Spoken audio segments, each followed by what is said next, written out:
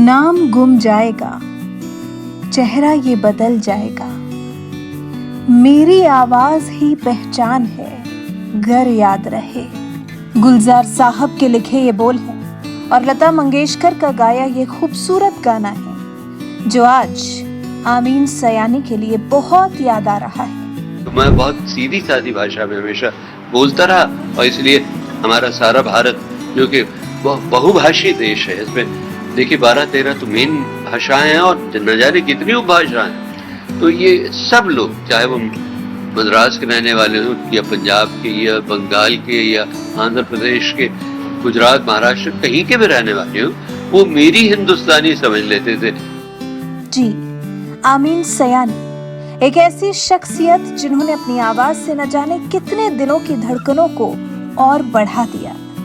Radio की दुनिया में अपने आवाज से जादू बिखेर देने वाले थे आमीन सयानी।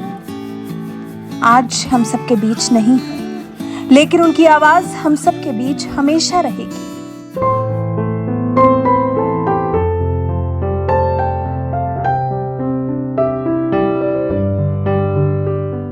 उनकी दिल को छू जाने वाली आवाज हमेशा हमारे साथ रहेगी। एंटरटेनमेंट की दुनिया का एक बड़ा नाम रेडियो प्रेजेंटर आमीन सयानी हम सबको छोड़ इस दुनिया से रुखसत हो गए हैं। 91 साल की उम्र में उन्होंने अंतिम सांस ली। बेटे रजल सयानी ने पिता के निधन की खबर कंफर्म की।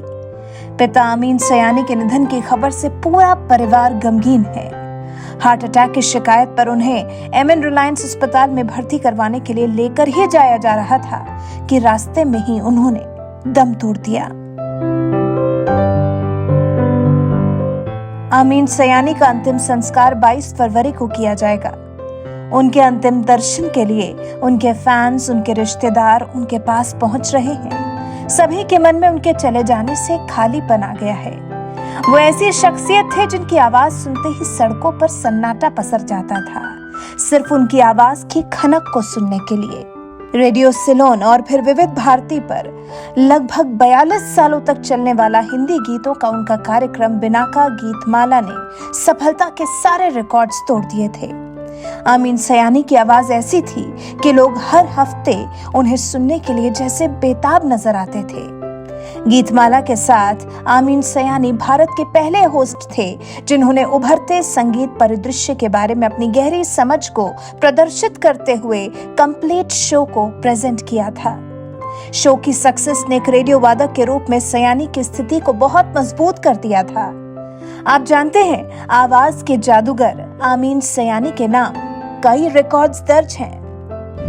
आमीन सयानी के नाम पर 54,000 से ज्यादा रेडियो कार्यक्रम, प्रोड्यूसर, कंपेयर, वॉइस ओवर करने का रिकॉर्ड दर्ज है।